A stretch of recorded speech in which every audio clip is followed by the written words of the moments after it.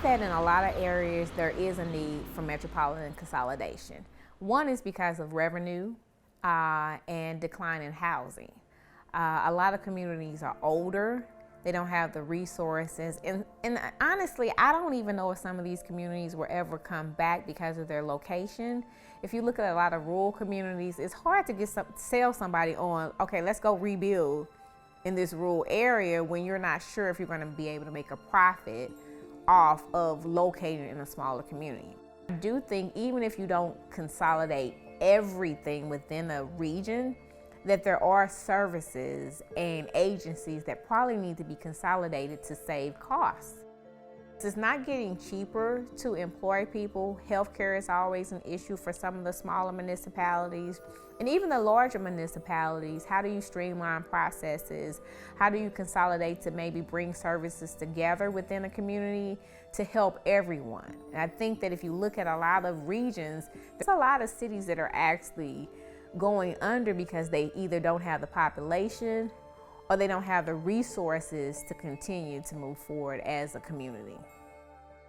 You see a lot of municipalities that don't have a police department, they don't have a fire department, so you're almost consolidating without consolidating because you don't have the resources to continue to upkeep those essential services to the community. So I don't think there's an easy way to fix some of the budgets, but the biggest problem with the budget issue is nobody wants to make the tough decisions. Sometimes there's union contracts that you have to deal with, so you have to go back to these parties and say, hey, we need to renegotiate our contracts. The hardest thing is just trying to figure out where's that balance. Thing is, for each community, they're gonna have to be intentional on how we make businesses successful. If we're gonna look at economic development, how do we restore the community, get the housing, education, the businesses to all work within that community to be successful? And I think that when you look at minority communities, we gotta think about, well, what else do they need? Do they need a co-working space? You may have 10 entrepreneurs that live in a community and just think if we could keep them in that community, then commuting 30 minutes to another workspace because there's nothing on that side of town that allows them to rent an office space. So I think there's a combination of things that we need to look at to see what are the needs of each community that you're in. There are a lot of communities that don't give tax incentives. They just are lucky to be in a great location, have the talent that companies need to lure them there. And I think if we can even use Amazon as an example, the things that they were looking for: culture, talent, location as far as how easily can they ship their products, the diversity of the community.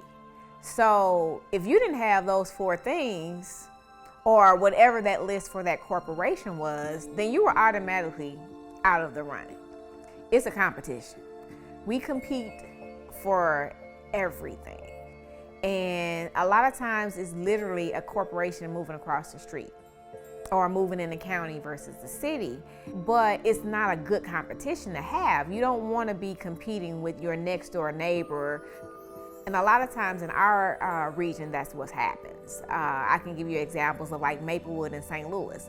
We had a Sam's in St. Louis that once the Maplewood decided they wanted the Sam's closed in St. Louis. Really, did that make sense? Maplewood got redeveloped.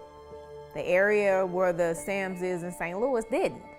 So I think we're not thinking through how we should redevelop our communities and what type of incentives are the best. If you're in a minority community that hasn't had redevelopment in 10 or 20 years, you're probably going to have to incentivize something. And a lot of times communities give everything away without thinking through long term how it affects the residents and their tax base. I think that if we start to work more together, this region could probably be number 1. We have the resources, we have the location, we have a Mississippi River that is underdeveloped, especially on the East St. Louis side. There's opportunity for growth, and there's opportunity for everybody to have a job. And I think that it could be a tremendous opportunity for us to redevelop North St. Louis and North County and really have a strong region on both sides of the river if we come together. That's going to be the critical thing. Is our leadership going to be advanced enough to make good decisions and not just think about their political office?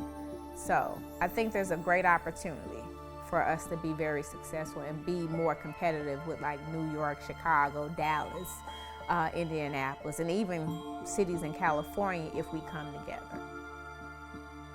You either want quality service, a good neighborhood, or what? You know, you have to ask yourself, what do I want my community to look like? What do we want this region to look like? And it's going to cost something. It's, you know, nothing, and there's a lot of free stuff here. And it's kind of selfish to have all these free things and then not want to invest in them. So I think that there's something that each individual has to ask themselves, what do I want my community to look like?